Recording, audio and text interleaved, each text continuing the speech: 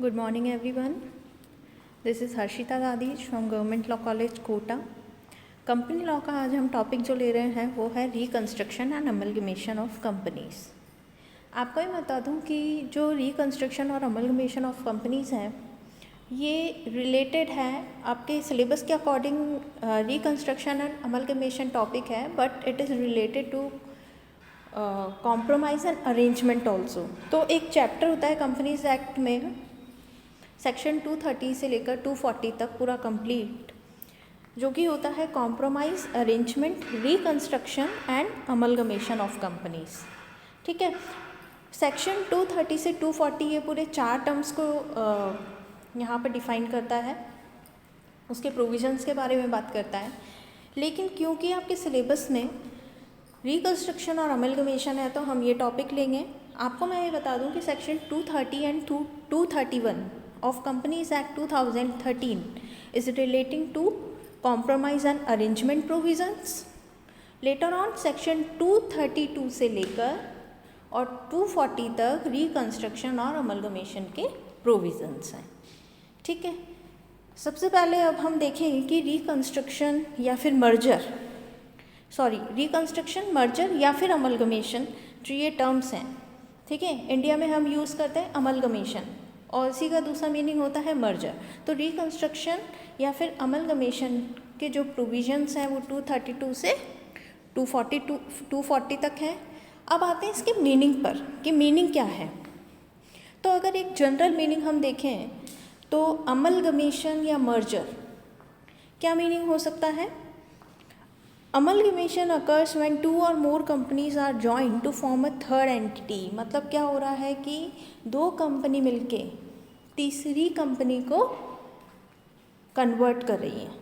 ठीक है.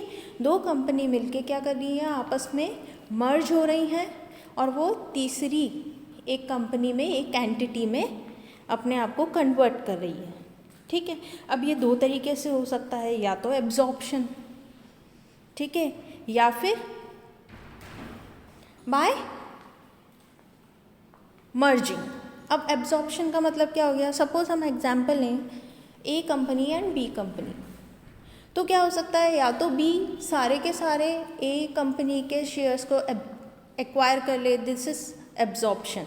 मतलब एक कंपनी की एग्जिस्टेंस ख़त्म करके वो सारे के सारे शेयर्स दूसरी कंपनी में मिला देना और फिर एक नई कंपनी बनाना, ये हो गया थ्रू एब्जॉर्प्शन. दूसरा हो गया कि कंपनी आपस में अपने शेयर्स को क्या करती है, एक ड्राफ्ट बना के एक नई एंटिटी बना लेती है. ठीक है. अपने शेयर्स को क्या करेगी, थोड़ा इसने मिला दिया, थोड़ा इसने मिला दिया और दोनों अपने आप को मर्ज करके एक नई एंटिटी में कन्वर्ट कर रहे हैं. ठीक है. तो absorption means one powerful company takes control over the weaker company. But obviously जिसके अगर मान लीजिए जो कंपनी अभी वीक है या उसके शेयर कैपिटल उसकी डाउन हो गई है, financial condition is not sound, तो फिर क्या होगा, जो हम जानते हैं एब्जॉर्प्शन वही कर सकता है जो कि पावरफुल है. तो जो स्ट्रॉन्ग कंपनी है वो क्या करेगी, वीकर कंपनी को टेक ओवर कर लेगी. ठीक है. तो क्या होता है उसके बाद में जो राइट्स और पावर्स हैं, ठीक है, सारी प्रॉपर्टी जो भी लाइबिलिटीज़ हैं वो क्या हो जाती है, नई कंपनी में चली जाती है. ठीक है. एग्जाम्पल अगर हम देखें तो सिंपल एग्जाम्पल है यहाँ पर हमारे पास. पहले कंपनी थी अलग अलग, हीरो और होंडा. बाद में क्या हुआ, मर्ज हो गई और क्या हो गई वो हीरो होंडा. ठीक है. वापस से डीमर्ज हो चुकी है ये. ठीक है. दूसरा एग्जाम्पल लें हम, मारुति मोटर्स और सुजुकी. अब क्या हो गया है, वो मर्ज होके दोनों कंपनी किस में कन्वर्ट हो गई हैं, मारुति सुजुकी में. कभी कभी क्या होता है कि 2 कंपनीज हैं, मान लीजिए ए कंपनी और बी कंपनी, दोनों बिजनेस का जो नेचर है उनका वो सेम है. मतलब दोनों जो हैं वो एक ही तरह के प्रोडक्ट्स को मैन्युफैक्चरिंग करती है. जैसे मान लीजिए सिंपल एग्जांपल टायर्स का अगर कोई कंपनी प्रोडक्शन कर रही है, दोनों कंपटीशन में हैं, तो क्या होता है, कभी कभी ऐसा लगता है कि अरे जब एक ही प्रोडक्शन कर रहे हैं, एक ही मार्केट में हैं, तो क्यों ना कंपटीशन को अवॉइड करके और दोनों मर्ज करके एक पावरफुल कंपनी और बना ले. तो ये मर्जिंग का, अमलगमेशन का कॉन्सेप्ट है। ठीक है, नेक्स्ट देखते हैं हम। अभी हम डिस्कस कर चुके हैं मर्जर के क्या फॉर्म्स हो सकते हैं। तो मर्जर थ्रू एब्जॉर्प्शन हो सकता है, जहाँ टेक ओवर किया जाता है, स्ट्रॉन्ग कंपनी वीकर सेक्शन को एब्जॉर्ब कर लेती है। जैसे कि टाटा फर्टिलाइज़र्स को टाटा केमिकल्स लिमिटेड ने क्या कर लिया, एक्वायर कर लिया। ठीक है, तो सर्वाइविंग कंडीशन में कौन होगा, जो कि स्ट्रॉन्ग कंडीशन में जिसने टेक ओवर किया है। ठीक है, नेक्स्ट दूसरा मोड क्या हो सकता है मर्जिंग का, एमलगमेशन का, थ्रू कंसोलिडेशन। अभी हमने डिस्कस किया था कि दो कंपनी आपस में, जैसे हीरो और होंडा, ठीक है, तो वहाँ कोई वीकर नहीं था, बट क्या हुआ, दोनों ने सोचा कि हम एक कंपनी मिलके कंपटीशन को अवॉइड करते हैं और क्या करते हैं, एक नई एंटिटी को क्रिएट करते हैं। तो ये क्या होगा, थ्रू कंसोलिडेशन। और एग्जाम्पल देख लेते हैं, merger of Hindustan computers limited और हिंदुस्तान इंस्ट्रूमेंट्स लिमिटेड, दोनों क्या हो गई हैं, मर्ज हो गई हैं। ठीक है, नेक्स्ट अब हम आते हैं रिकंस्ट्रक्शन। रिकंस्ट्रक्शन यानी वापस से कंस्ट्रक्ट करना। यहाँ कोई मर्जिंग का कॉन्सेप्ट नहीं है। कंपनी का रिकंस्ट्रक्शन कब होता है, जब उसकी फाइनेंशियल कंडीशंस को वापस से सेटअप किया जाता है। ठीक है, शेयर कैपिटल को वापस से चेंज किया जाता है, तो ये क्या होता है, reconstruction. What it means, reconstruction is an exercise of restating assets and liabilities by a company whose financial position as reflected by its balance sheet is not healthy but future is promising। मतलब liquidation की condition में आ सकती है company, there are chances, but company जो है वो अपने आप को वाइंड अप नहीं करना चाहती है। उसे अभी भी चांसेस लग रहे हैं कि ऑल्दो हमारी फाइनेंशियल कंडीशन अभी साउंड नहीं है, बट स्टिल क्या हो सकता है, हम सर्वाइव कर सकते हैं।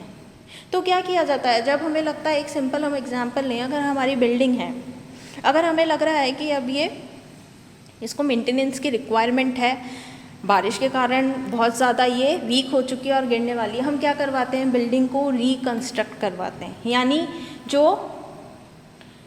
मटेरियल अब ख़राब हो चुका है, वापस से उसमें नया मटेरियल, ऐसे थोड़ा है कि बिल्कुल ही एकदम ज़मीन ही हटा दी हमने, नहीं, हमारा सेटअप तो वैसे ही रहेगा, लेकिन क्या होगा, हम रिकंस्ट्रक्ट करवा रहे हैं। हमारी ज़मीन वही है, लैंड वही होगी, लेकिन हमने क्या कर दिया, रेनोवेट करवा दिया, हमने रिकंस्ट्रक्ट करवा दिया उसे, और वापस से क्या है, वापस से अपनी साउंड कंडीशन में आ गए। तो सेम कंपनी के साथ ऐसा होता है कि फाइनेंशियल पोजीशन जो है वो हेल्दी नहीं होती है, बट देयर आर चांसेस।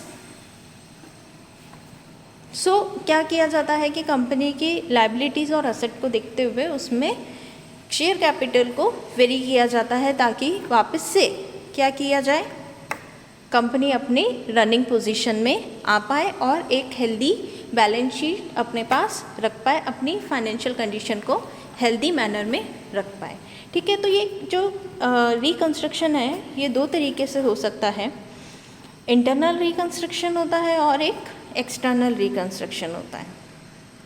ठीक है, इंटरनल रिकंस्ट्रक्शन क्या होता है कि कंपनी जो है वो फाइनेंशियल, उस पर प्रेशर है अभी, मतलब बहुत टाइम से लॉस हो रहा है कंपनी में। ठीक है, तो क्या करना है, अब कंपनी क्या करती है, अपनी शेयर कैपिटल को ऑल्टर कर देती है, चेंजेस शेयर कैपिटल में। ठीक है, और जितने भी अपने बकाया कर्ज हैं उनको क्या कर देती है, वेव ऑफ करती है। ठीक है, तो उससे क्या होगा, लाइबिलिटी थोड़ी कम हो जाती है। अब हमें पता है कि जब डेट की बात आती है तो क्रेडिटर की कंसेंट के बिना तो हम डेट्स वेव ऑफ नहीं कर सकते हैं।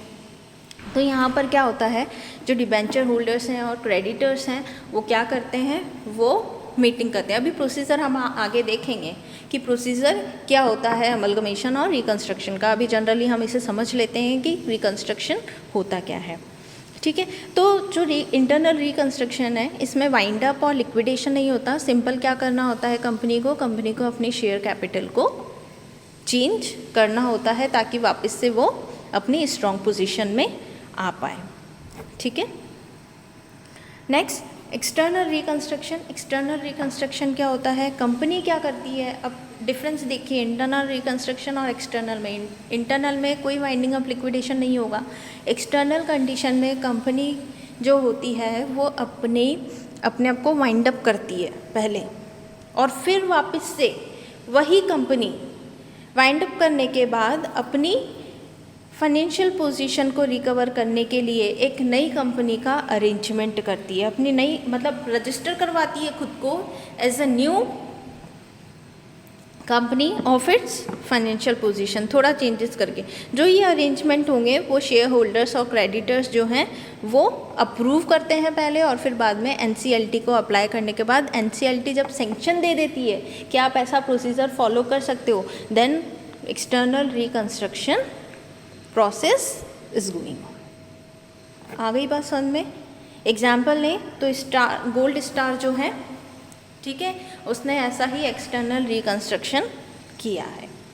आ गई बात समझ में? तो एक्सटर्नल रिकंस्ट्रक्शन और इंटरनल रिकंस्ट्रक्शन में क्या डिफरेंस है? वहाँ पे इंटरनली ही क्या होता है, बाहर एनसीएलटी तक जाने की ज़रूरत नहीं है। इंटरनली ही क्या कर रही है कंपनी, अपनी शेयर कैपिटल को चेंज करके और वापस से अपनी पोजीशन में आ रही है, हेल्दी पोजीशन में।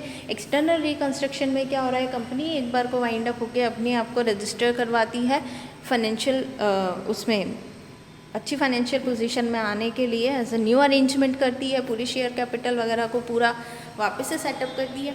उसके बाद में फिर वो एनसीएलटी का सैंक्शन लेने के बाद ये सब प्रोसेस कर सकती है और अपना रिकंस्ट्रक्शन कर सकती है। ठीक है, अब आते हैं कि मोड्स क्या हो सकते हैं। रिकंस्ट्रक्शन करेंगे, अमलगमेशन करेंगे तो क्या मोड्स हो सकते हैं? ठीक है, तो मोड्स हो सकते हैं बाय सेल ऑफ शेयर्स, ठीक है, या बाय सेल ऑफ अंडरटेकिंग।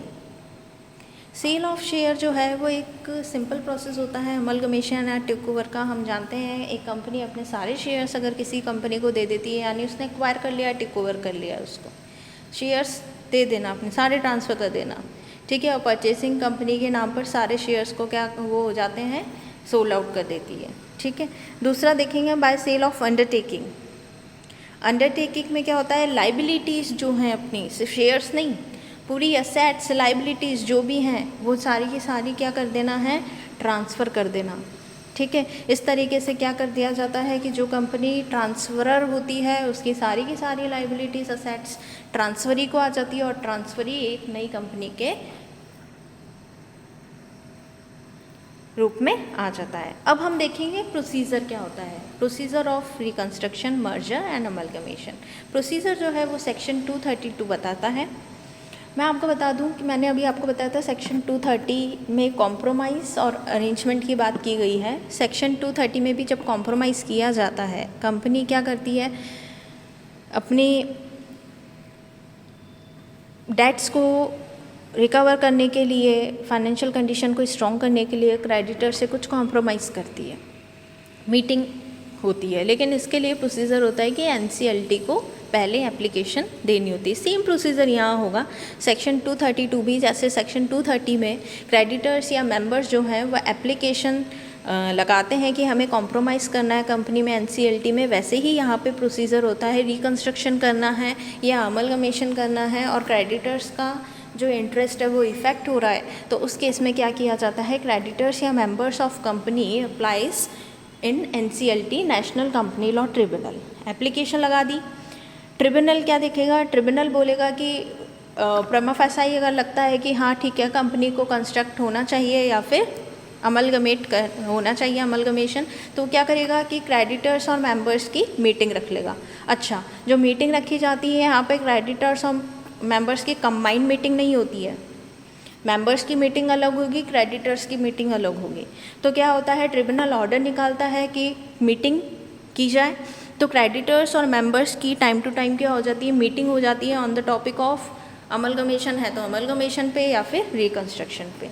उसके बाद जब मीटिंग होती है तो नोटिस दिया जाता है सभी मेंबर्स को या क्रेडिटर्स को, और वहाँ पर उस मीटिंग में ड्राफ्ट रखा जाता है कि जो भी डायरेक्टर्स अपनी स्कीम बताते हैं कि एक प्रपोज्ड कंपनी जो कि अगर मान लीजिए अमलगमेशन है और नई कंपनी बनने जा रही है या रिकंस्ट्रक्शन के बाद जो कंपनी होगी उसके क्या क्या स्कीम्स और क्या क्या प्रोविजंस होंगे, तो वो ड्राफ्ट रखा जाता है। प्लस ये कंफर्मेशन भी दिया जाता है साथ में मीटिंग में कि ये जो ड्राफ्ट है इसकी एक कॉपी हमने किसको दे दी है, रजिस्ट्रार को दे दी है। ठीक है। थर्ड, यहाँ पर डायरेक्टर्स जो रिपोर्ट लेते हैं, ठीक है, कि एक रिपोर्ट देनी होती है डायरेक्टर्स को कि after amalgamation, after reconstruction of company, इसका क्रेडिटर्स पे, शेयर होल्डर्स पे, मैनेजर्स पे, प्रमोटर्स पे, इन पे क्या इफ़ेक्ट होगा। ठीक है, क्या वैल्यूएशन होगी। हमने देखा है अभी कि वैल्यूएशन चेंज करनी होती है रिकंस्ट्रक्शन के टाइम पे शेयर कैपिटल की, तो क्या वैल्यूएशन रखी जाएगी, इसका क्या इम्पैक्ट होगा, ये सारी रिपोर्ट डायरेक्टर्स को मीटिंग में देनी होगी। ठीक है। प्लस जो 6 मंथ्स पहले जितना भी कंपनी का अपना फाइनेंशियल स्टेटमेंट है, अकाउंटिंग स्टेटमेंट हो, वो भी इस मीटिंग में रखा जाएगा। ये रखने के बाद जो है तो मीटिंग में जो मेंबर्स हैं वो 3/4 वैल्यू में अगर हैं, 3/4 नंबर में हैं, ठीक है, या तो शेयर कैपिटल है तो शेयर वैल्यू का अगर 3/4 कंप्लीट हो रहा है तो फिर ये अप्रूव कर दिया जाता है।